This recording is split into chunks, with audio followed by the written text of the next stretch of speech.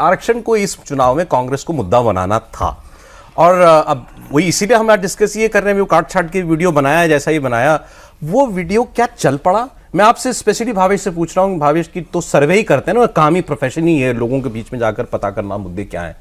ये आरक्षण का मुद्दा क्या घुस गया गांव तक? देखिए, आप पर्टिकुलरली यदि इसी टॉपिक को देखेंगे तो देखिए, ये इशू आया 2015 जब बिहार इलेक्शन चल रहा था। उस टाइम एक मुद्दा चल गया था, मोहन भागवत जी का एक स्टेटमेंट को उठा के लालू यादव ने उसको बड़ा मुद्दा बना दिया था, अगरा से पिछड़ा बना दिया था। बीजेपी वो चुनाव हार गई थी, लेकिन बीजेपी सिर्फ उसी वजह से हारी थी ऐसा संभव नहीं है, क्योंकि उस टाइम नीतीश कुमार का फेस था, बीजेपी कमजोर थी।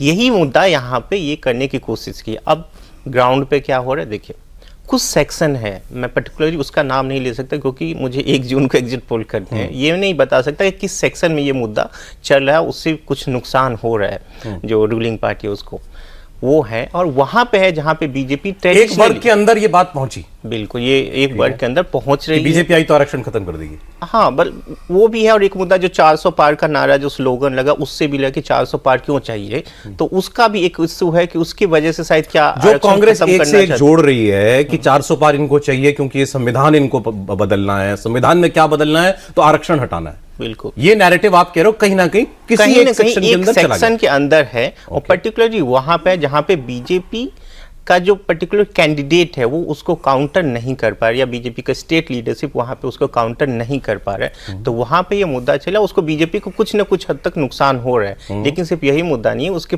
कुछ बीजेपी के पक्ष में भी जाता है, कुछ चीजें बीजेपी ऑब्वियसली बहुत सारी चीजें होंगी। लेकिन आप कई बार सोचते होंगे ना, मैं तो सोचता हूं कि भाई अचानक से राहुल गांधी आया, कहा कि अरे बीजेपी वाले जो है आएंगे तो आरक्षण खत्म कर देगा। कौन देश में आरक्षण खत्म कर सकता है? आप किसी को अपनी राजनीति खत्म करनी है। लेकिन जो ये भावेश बता रहे हैं, भाई एक वर्ग है जो किसी की बात को सीरियसली ले लेता है, और इसलिए अब आप देखिए अमित शाह जी की टीम जो मतलब होम मिनिस्ट्री एक्टिव हुई, धड़ाधड़ लोग पकड़े जा रहे हैं। वो जिग्नेश अंबानी का सहयोगी पकड़ा गया। शुरू होने से पहले दीपक सर से यही बात कर रहा था। देखिए, ये जो मुद्दा है कि संविधान बदल देंगे और आरक्षण खत्म कर देंगे, संविधान बदलने के लिए बीजेपी को कितनी सीट चाहिए होगा? 350 352 सीटें चाहिए। उतनी सीटें तो है ना बीजेपी के पास, तो समय के साथ इसको काउंटर नहीं कर पाना, ये बीजेपी के लिए क्या बोला सर, 2 टर्म की फुल मेजोरिटी है हमारे पास, और ठीक कह रहे हैं, 350 352-53 एनडीए की थी इस बार। पता कुछ भी बदलना होता बदल देते हैं। देखिए, ये एक जो नैरेटिव रिजर्वेशन को लेके है ना, वो एक बड़ी कहावत थी कि show the fear of the BJP and take the votes of the minority.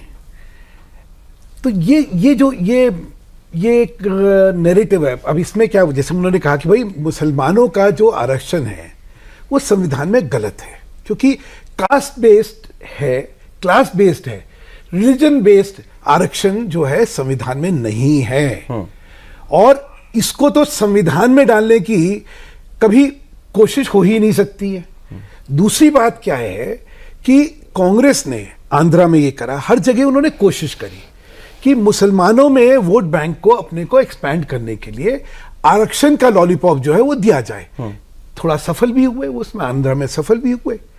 अब ये चीज जो है संविधान के खिलाफ है, और भाजपा को लगता है कि इसका स्पष्टीकरण होना चाहिए।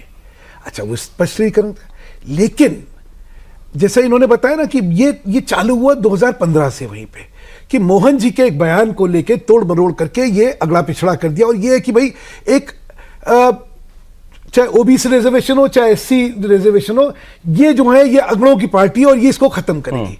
अच्छा, भाजपा किसी जमाने में कभी कहा जा सकता था बनिए ब्राह्मण की पार्टी है, अब थोड़ी। आज आप कह सकते हैं प्रधानमंत्री ओबीसी है, यहाँ पे लार्जेस्ट रिप्रेजेंटेशन ओबीसी का अगर है तो भाजपा में है, अगर लार्जेस्ट रिप्रेजेंटेशन एससी का है, चुने हुए एससी का है, तो कहाँ है? भाजपा में। सर इलेक्शन है ना, कुछ भी कहा जाता है, कुछ भी चीज चलाई जाती है।